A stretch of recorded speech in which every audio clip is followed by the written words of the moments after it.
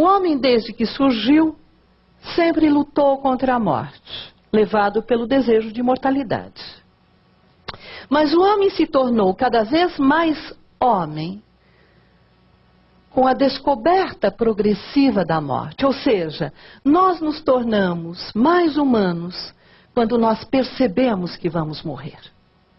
Porque aí nós nos diferenciamos de todas as outras espécies animais. Nós passamos a ter consciência da nossa própria condição de seres finitos. Já no final do século XIX, Freud também pensava algo nessa mesma direção. Freud dizia que o ser humano não acredita na própria morte. Ou seja, nós, seres humanos, estamos convencidos, lá no nosso inconsciente, estamos convencidos de que nós somos imortais. Tanto é assim que nós não aceitamos a morte como algo necessário. Nós precisamos sempre justificá-la, explicá-la. Então, associamos a morte à ideia de acidente, foi algo acidental, ou então à ideia de velhice, ou então à doença, ou a uma infecção súbita, ou sei lá o quê. Mas a morte tem caráter necessário. Tem caráter necessário, o que eu quero dizer, que eu falava há pouco, é que não se pode evitar. E para trazer um filósofo também do século XIX, que me é muito caro, Nietzsche pensava que vida e morte não são termos dicotômicos, não constituem dualidades.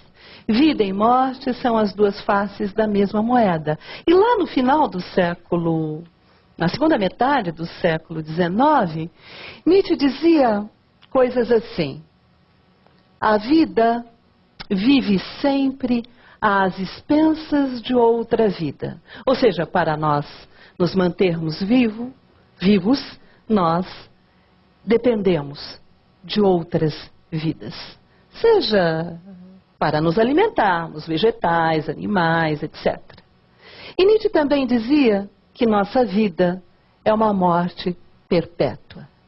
E com isso, o que ele queria dizer é o que hoje nós sabemos com a própria ciência moderna, é que as nossas células, elas desaparecem e novas células surgem sem cessar, com exceção das nervosas, não é mesmo? Mas o nosso corpo, o corpo que tínhamos ontem, não é aquele que temos hoje. Por essa razão, a nossa vida é uma morte perpétua. Portanto, nós estamos entrando agora numa terceira linha de raciocínio, em que nos distanciamos dos antigos para quem a morte tinha um lugar privilegiado. Nos distanciamos dos modernos para quem a vida reinava soberana. E chegamos agora a pensar que vida e morte são duas faces da mesma moeda. A morte, como instante de vida, pode ser pensada também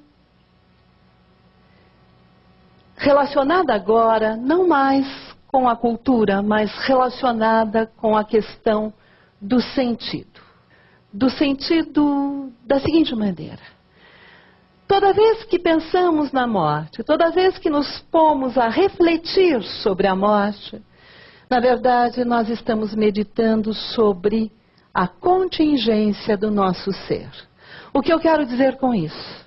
Eu quero dizer que pensar que vou deixar de existir, pensar que vou morrer, é meditar sobre o fato de que nem sempre existi e poderia não ter existido.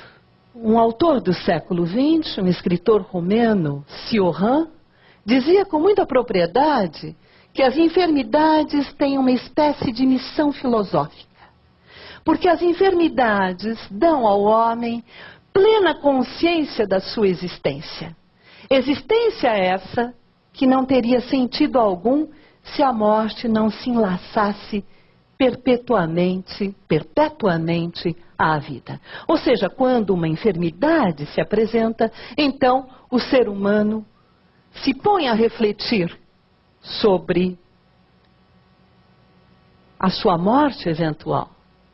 E essa reflexão o leva a pensar sobre a sua própria situação e o leva a procurar dar um sentido à sua própria vida. E eu gostaria, para concluir, de convidar vocês a olharem comigo para uma outra imagem. Essa tela é uma tela feita por Anselm Kiefer e tem um belíssimo título: Falling Stars. Estrelas cadentes. E o que nós vemos aí? Nós vemos um universo, um céu estrelado, mas mais, um universo em pleno movimento, com estrelas em movimento, as estrelas cadentes. E vemos um corpo, um homem seminu, deitado sobre a terra. E isso nos leva a pensar de uma outra forma a relação vida e morte. Agora, a morte está representada. Ela está representada por esse corpo inerte. Mas ao lado da morte existe a vida. E a vida no entorno, a vida que é este movimento. Vida e morte aí juntas. A vida presente neste universo em movimento. E mais ainda, o que eu dizia, presente junto com a morte. E a morte, que é este fato bruto, a morte que é este não sei o que, na verdade, ela nos deixa entrever a passagem do ser ao nada, mas muito mais do que isso. Ela vem pôr em causa o sentido da nossa existência. Ela vem nos convidar a nos perguntarmos pelo sentido de estarmos vivos. E muito mais do que isso, ela vem convidar cada um de nós a se perguntar qual é o sentido da sua própria vida. De modo lento ou abrupto, com suavidade ou violência, a morte propõe, num instante, a cada um de nós, o desafio de pensarmos a nossa própria condição. E dessa forma, a morte se revela como um instante de vida.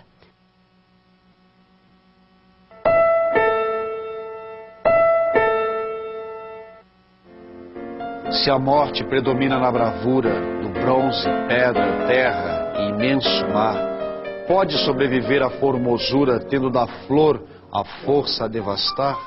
Como pode o aroma do verão deter o forte assédio destes dias?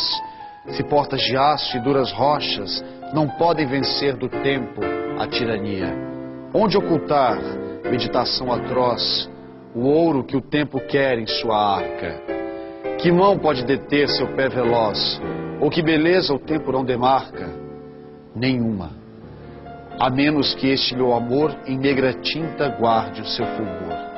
Este programa termina por aqui, mas tem mais Café Filosófico no nosso site. Tchau!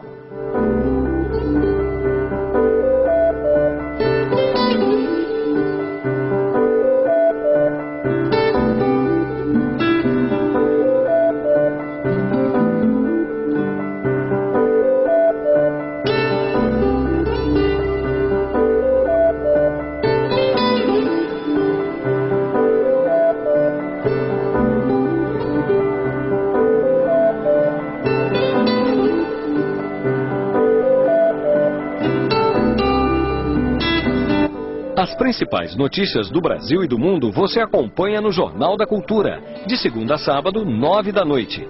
Fique agora com o Roda Viva e, na sequência, Clássicos.